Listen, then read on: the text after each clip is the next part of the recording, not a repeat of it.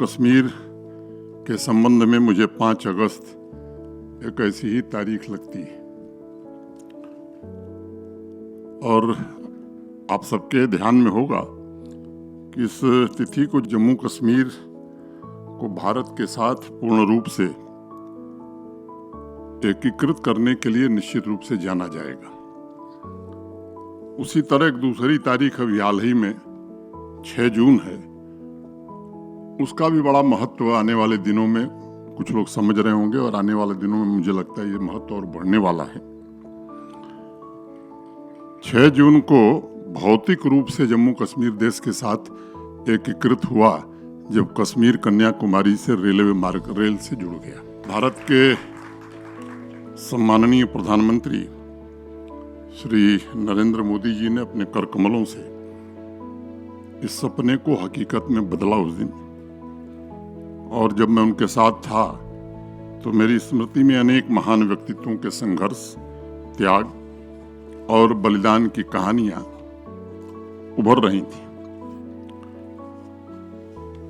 5 अगस्त और 6 जून मैं मानता हूं कि ये राष्ट्र जीवन में सदैव याद रखे जाएंगे और इन दिनों के साथ हम उन लोगों को भी याद करेंगे जिनके कारण ये 5 अगस्त और 6 जून देश याद करेगा।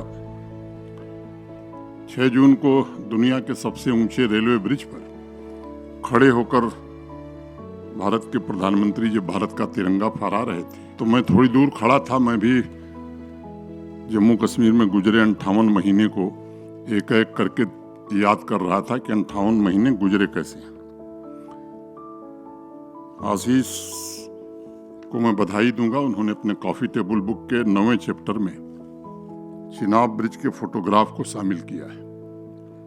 अभी प्रदर्शनी में आप में से भी अनेक लोगों ने उसे देखा होगा। वह ब्रिज के यानी कश्मीर और कन्याकुमारी को रेल पटरी से जोड़ता है। मुझे लगता है कि जीवन प्रवाह है, लेकिन कश्मीर में 7 दशक तक सामान्य रूप से यहाँ बड़ी संख्या में लोग बैठे हैं। मैं तो अभी कम समझ पाया हूँ, वहाँ जन्मे वहाँ पले बढ़े अनेक लोग हैं, मुझसे ज़्यादा समझते हैं। मुझे ये बात समझ में आती है कि 7 दशक तक वहाँ जीवन जड़ था। 5 और 6 ये जो 2 तारीखें हैं, जम्मू कश्मीर को जीवन की अखंड धारा उपलब्ध कराने में मुझे लगता है कि इनका बड़ा योगदान रहने वाला है। उस बहाव की गति को आशीष शर्मा के फोटोग्राफ्स में हम देख सकते हैं।